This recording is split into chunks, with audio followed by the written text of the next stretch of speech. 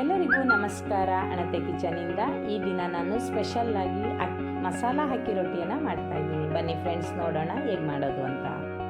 ಮೊದಲಿಗೆ ನಾನು ಒಂದು 3 ಈರುಳ್ಳಿಯನ್ನು ಸಣ್ಣಗೆ ಹೆಚ್ಚಿಟ್ಕೊಂಡಿದ್ದೀನಿ. ಒಂದು 2 ಕ್ಯಾರೆಟ್ ತುರಿಯನ್ನು ತುರಿದಿಟ್ಕೊಂಡಿದ್ದೀನಿ.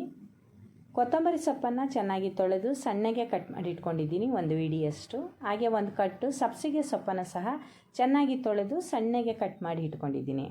ಇದಕ್ಕೆ 1-2 ಚಮಚ ಜೀರಿಗೆಯನ್ನು ಸೇರಿಸ್ಕೊಳ್ತೀನಿ. 1 ಚಮಚ ಅಜ್ವಾನವನ್ನು ಸೇರಿಸ್ಕೊಳ್ತಾ ಇದ್ದೀನಿ.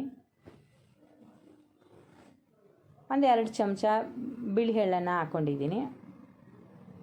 ರುಚಿಗೆ ತಕ್ಕಷ್ಟು ಉಪ್ಪನ್ನು ಸೇರಿಸ್ಕೊಳ್ತೀನಿ.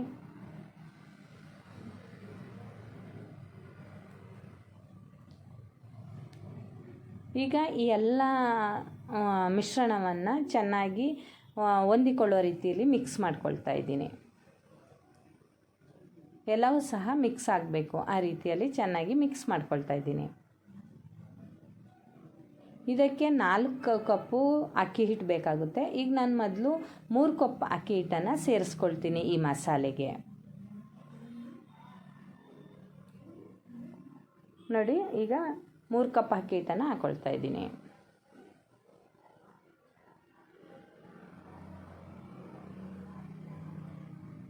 ಈಗ ಎಲ್ಲವನ್ನು ಮಿಶ್ರಣ ಮಾಡ್ಕೊಳ್ತಾ ಇದ್ದೀನಿ. ನೋಡಿ, ಅಕ್ಕಿ ಹಿಟ್ಟಿನ ಜೊತೆ ಈ ತರಕಾರಿಗಳೆಲ್ಲ ಮಿಕ್ಸ್ ಆಗಬೇಕು, ಆ ರೀತಿ ಮಿಕ್ಸ್ ಮಾಡ್ಕೊಳ್ತಾ ಇದ್ದೀನಿ.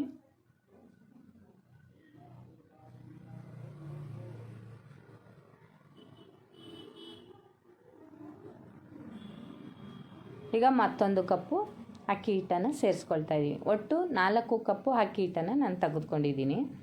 ಈ ಎಲ್ಲವನ್ನು ಚೆನ್ನಾಗಿ ಮಿಕ್ಸ್ ಮಾಡಿಕೊಂಡು ಇದಕ್ಕೆ ಸ್ವಲ್ಪವೇ ನೀರನ್ನು ಹಾಕ್ಕೊಳ್ತಾ ಕಲಿಸ್ಕೊಳ್ತೀನಿ.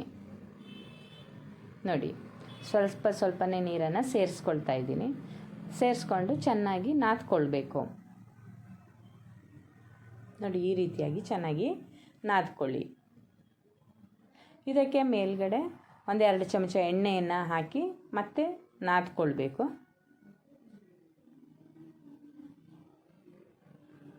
ಈ ಥರ ನಾದ್ಕೊಂಡ್ಮೇಲೆ ಒಂದು 5 ನಿಮಿಷಗಳ ಕಾಲ ಮುಚ್ಚಿಟ್ಬಿಡೋಣ. ಒಂದು 5 ನಿಮಿಷ ಆದಮೇಲೆ ಒಂದು ರೊಟ್ಟಿ ಪೇಪರ್ಗೆ ಎಣ್ಣೆಯನ್ನು ಸ್ಪ್ರೆಡ್ ಮಾಡಿ ಅದ್ರ ಮೇಲೆ ಒಂದು ಕಿತ್ತಳೆ ಹಣ್ಣಿನ ಗಾತ್ರದಷ್ಟು ಹಿಟ್ಟನ್ನು ತೆಗೆದುಕೊಂಡು ಅದ್ರ ಮೇಲೆ ಒಂದು ಟ್ರಾನ್ಸ್ಪರೆಂಟ್ ಕವರನ್ನು ಹಾಕಿ ಈ ರೀತಿ ಕೈಯಲ್ಲೇ ನಾವು ಸ್ಪ್ರೆಡ್ ಮಾಡ್ಕೊಳ್ಳೋಣ. ಈ ರೀತಿಯಾಗಿ ಸ್ಪ್ರೆಡ್ ಮಾಡ್ಕೊಳ್ತಾ ಇದ್ದೀನಿ. ಇದು ಎಷ್ಟು ದೊಡ್ಡದು ಬೇಕಾದರೂ ಮಾಡ್ಬೋದು, ತೆಳುನೂ ಸಹ ಮಾಡ್ಬೋದು.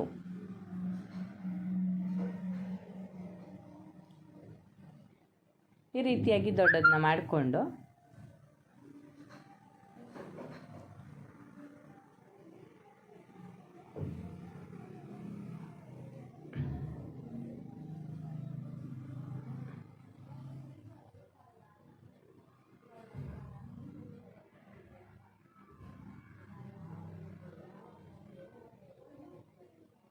ನೋಡಿ, ಈ ರೀತಿಯಾಗಿ ಅಗಲವಾಗಿ ರೊಟ್ಟಿಯನ್ನು ತಟ್ಕೋಬೋದು ಕೈಯಲ್ಲೇ. ಇದು ಒತ್ತೋದು ಮಾಡೋದು ಏನೂ ಬೇಡ, ಈಗೇ ಕೈಯಿಂದನೇ ಸ್ಪ್ರೆಡ್ ಮಾಡಿಕೊಂಡ್ರೆ ಆಯಿತು. ಇದನ್ನು ಒಂದು ಕಾದ ತವಾದ ಮೇಲೆ ಹಾಕಿ ಇವಾಗ ಬೇಯಿಸೋಣ. ನೋಡಿ ಫ್ರೆಂಡ್ಸ್, ಯಾವ ರೀತಿಯಾಗಿ ಒಂಚೂರು ಕವರ್ಗೆ ಅಂಟದೇನೆ ಬರ್ತಾಯಿದೆ. ನೋಡೋದಕ್ಕೂ ಸಹ ತುಂಬ ಚೆನ್ನಾಗಿ ಕಾಣಿಸ್ತಾ ಇದೆ. ನೋಡಿ, ಈಗ ಕಾದ ತವಾದ ಮೇಲೆ ಈ ತಟ್ಟಿದಂತಹ ಅಕ್ಕಿ ರೊಟ್ಟಿಯನ್ನು ಹಾಕ್ತಾಯಿದ್ದೀನಿ. 1-2 ನಿಮಿಷಗಳ ಕಾಲ ಬಿಟ್ಟು ಈ ಪೇಪರ್ನ ತೆಗೆದುಬಿಡೋಣ.